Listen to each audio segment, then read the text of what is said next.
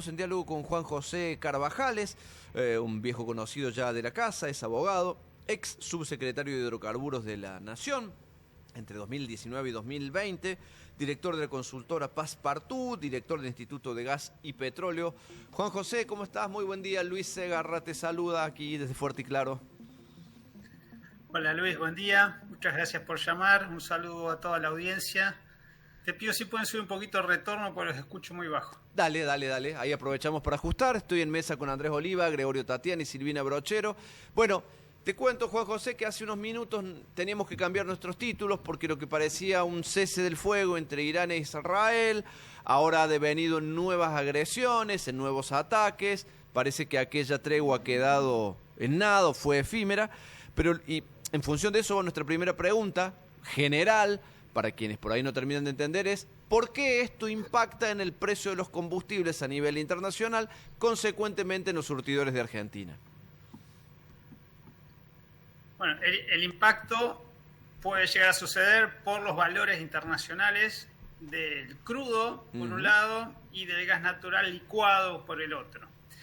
Una de las herramientas en esta pelea, ¿no?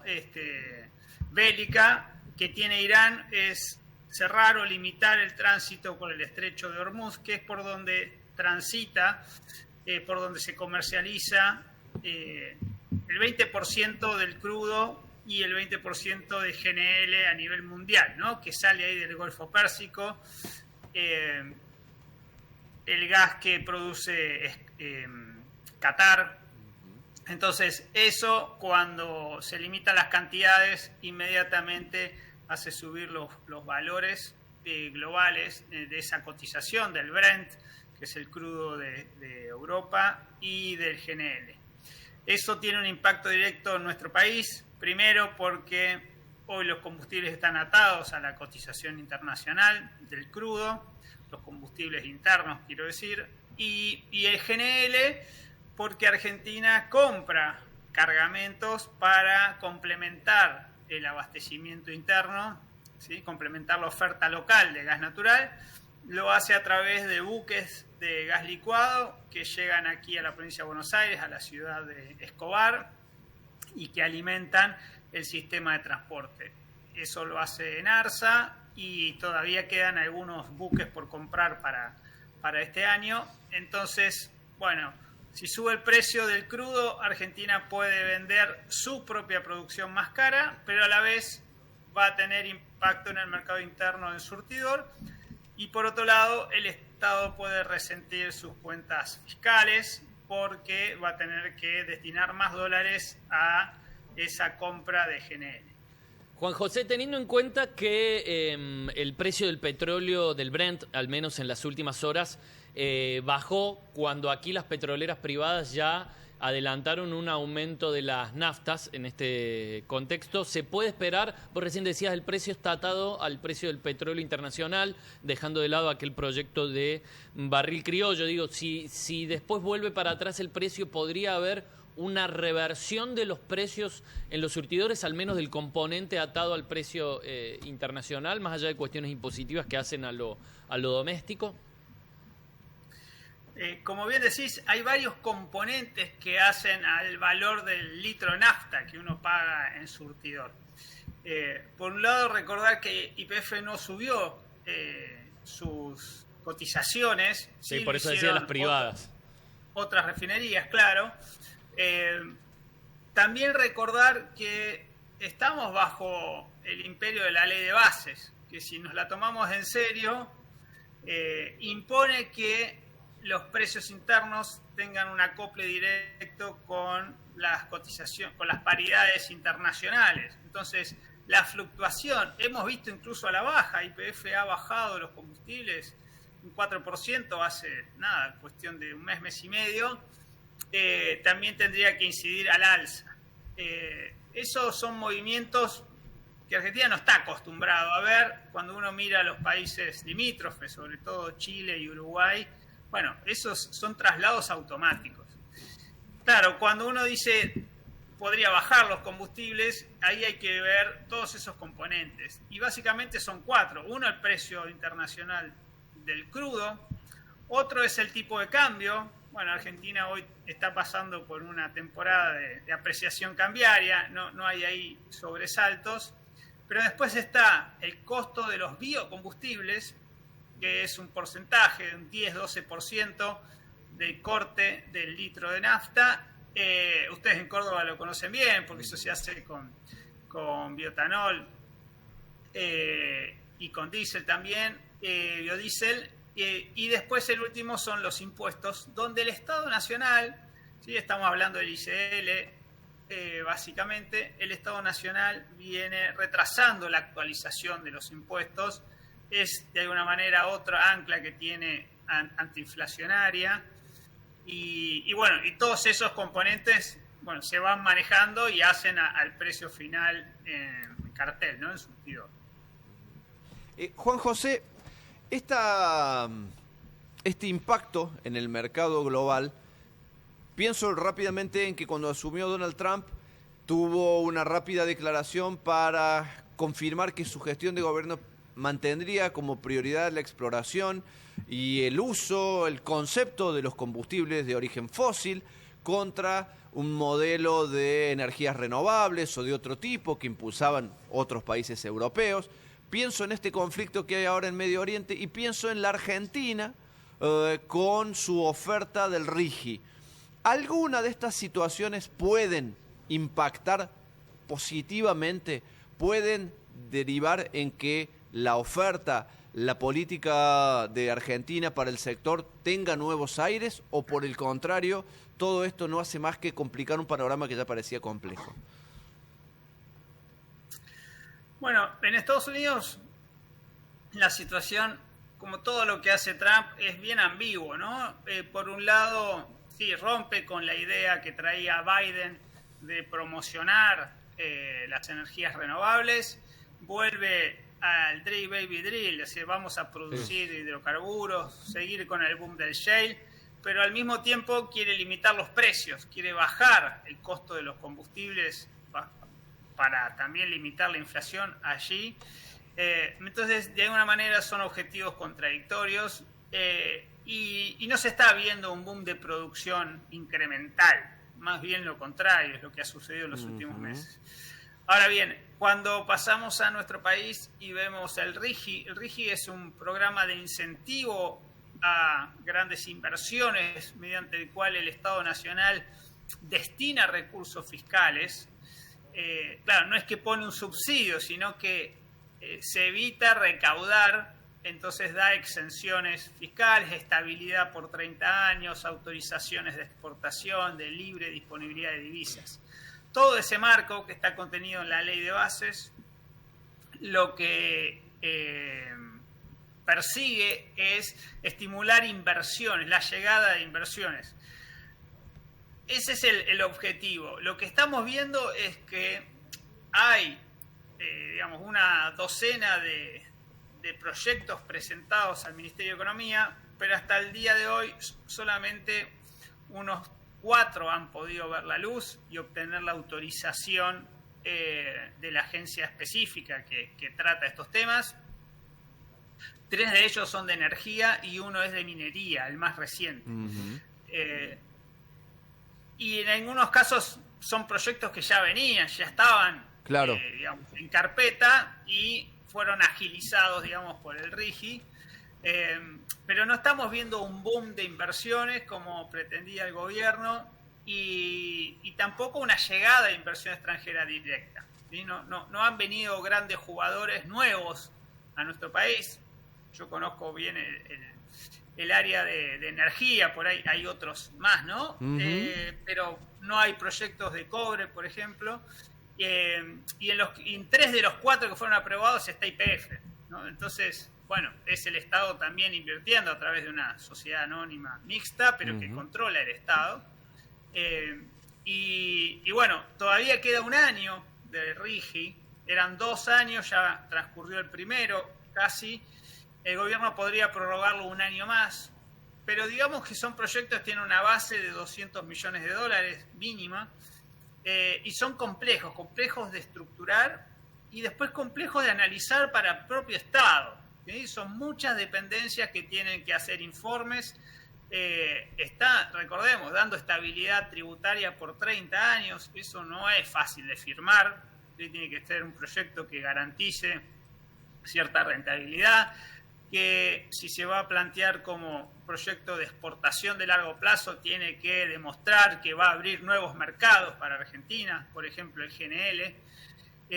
Y bueno, y a la vez necesitas capacidades estatales para llevar adelante esos análisis, ¿sí? Siendo esta una administración que se vanagloria por destruir al Estado desde adentro. Entonces ahí también vemos cierta contradicción entre los objetivos de política pública y después los resortes técnicos que tenés al interior de la burocracia estatal. Juan José, la última, al menos de mi parte, para entender mejor lo que está pasando, te deslocalizo un poquito de la Argentina, pero por ahí algo de geopolítica del petróleo y del gas. Para entender lo que está pasando en Irán y en el Golfo Pérsico, ¿qué importancia tiene esta amenaza de cerrar el estrecho de Hormuz?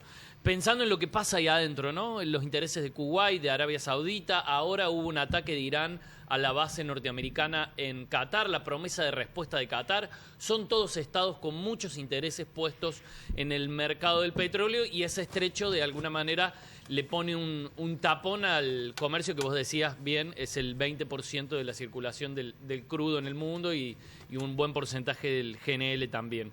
¿Qué lectura haces de ese mapa?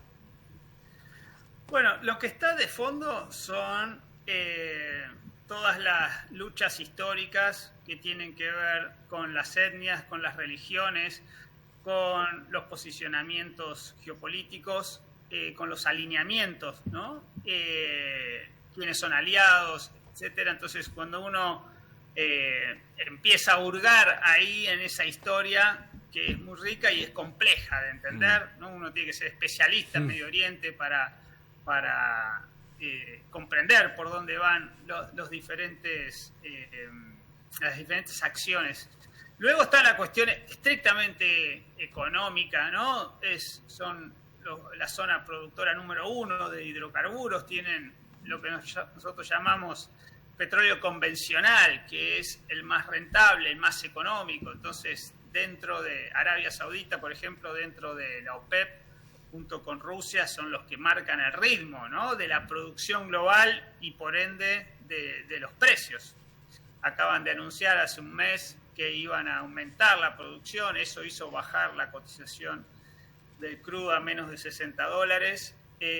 Y bueno, y un estrangulamiento ahí en el estrecho de Hormuz, que es como una puntita por donde pasan todos los cargamentos, o sea, por eso se llama estrecho, es muy limitado y ahí Irán tiene el control de ese acceso.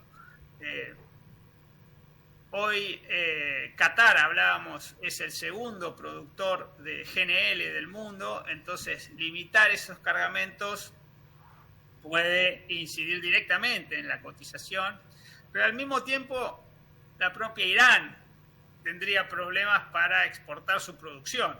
Entonces es como una puerta, cerrás y no sale nada, ni lo tuyo ni lo de los otros. Pero bueno, es una carta de negociación. Evidentemente Irán puso sobre la mesa, más allá de los ataques misilísticos que estamos viendo. Y bueno, y habrá que ver eso, ¿no? Hoy estamos en un momento geopolítico donde Irán está relativamente débil. Yo creo que esa fue la clave de la invasión de Israel y ahora del acompañamiento de Estados Unidos. Y de este presunto alto el fuego, vamos a ver, más allá de un tuit complejo, ¿no? Si un alumno mío escribía ese tuit, yo se lo rechazaba directamente en la universidad. O por ahí es adrede, para que no se entienda nada, ¿no? Claro. 3 plazos en el mismo... Vos lo dijiste, las ambigüedades que guían la política hoy también, ¿no? Sí, y eso es realmente una complejidad para nuestro país, para nuestro momento histórico, porque estamos viendo una destrucción del sistema internacional de reglas, tal como lo conocíamos, basado en el multilateralismo y en la negociación. Hoy estamos pasando son todos arrebatos individuales de los países por fuera de los marcos normativos, es decir, es el mero uso de la fuerza, lo llaman un ataque preventivo cuando no hay ni urgencia ni inminencia de un ataque de la víctima, sería sobre el agresor. Entonces, eso de consolidarse esta situación, estaríamos pasando a otra instancia del orden mundial, ciertamente crítico, ¿no? Porque el mero uso de la fuerza sin ningún basamento de reglas mínimas hace que se imponga el más fuerte y que reine la incertidumbre, porque ya no sabemos a qué atenernos. Y el que hoy puede estar festejando, el día de mañana puede recibir un ataque a su población civil. Y esto lo sabemos muy bien los argentinos, ¿no? Con el atentado a la AMIA, cuando uno empieza a jugar en las grandes ligas geopolíticas puede tener consecuencias graves, y eso también es un llamado de atención para lo que está haciendo hoy nuestra Cancillería. Yo creo que es muy peligroso posicionarse de manera decidida en uno de esos dos bandos en Medio Oriente, donde están todas estas tensiones cruzadas.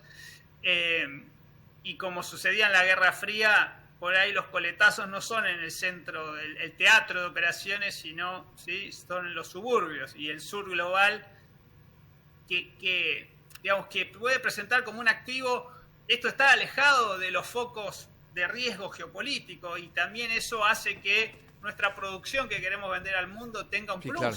Porque decir, bueno, los compradores, pensemos en Europa, pensemos en Asia Pacífico, dicen, bueno, vamos a tratar de buscar producción que no venga por un estrecho, que no venga de un país que se esté peleando con sus vecinos. Bueno, y el Cono Sur puede tener una oportunidad en ese sentido. De hecho, cuando uno escucha a los productores de GNL que quieren buscar los stakeholders, los off-takers, ¿no? Los compradores a nivel global, dice, bueno, una de las cosas que destacan es que Argentina es un lugar de paz. No se está peleando con sus vecinos. Estados vecinos. Bueno, entonces, jugar a ser el vencedor en Medio Oriente, cuando no tenemos digamos, parte alguna allí, podría tener coletazos. Juan José Carvajales es ex secretario de Hidrocarburos de la Nación, profesor universitario, director de la consultora Passepartout. Te agradecemos este contacto con los medios de la Universidad de Córdoba. Luis, déjame cerrar. Sí. Ahora decís profesor universitario, y ustedes son una radio universitaria, y yo valoro mucho lo que hacen. Esta semana está convocada otra marcha universitaria. El Sistema Científico Tecnológico Nacional está pasando por un momento crítico, y de acá adherimos a esas acciones y propugnamos, ¿no?, que nos demos cuenta que estamos también minando las bases de uno de los pilares que tiene nuestro país, y que hace que, entre otras cosas, podamos tener profesionales con capacidad crítica para analizar lo que sucede en el mundo y qué impactos tienen en Argentina. Suscribimos cada palabra y te mandamos un abrazo, además por la generosidad con que siempre has tratado y has recibido los medios de la Universidad de Córdoba. Así que un abrazo grande, Juan José. Queda a disposición. Buen día.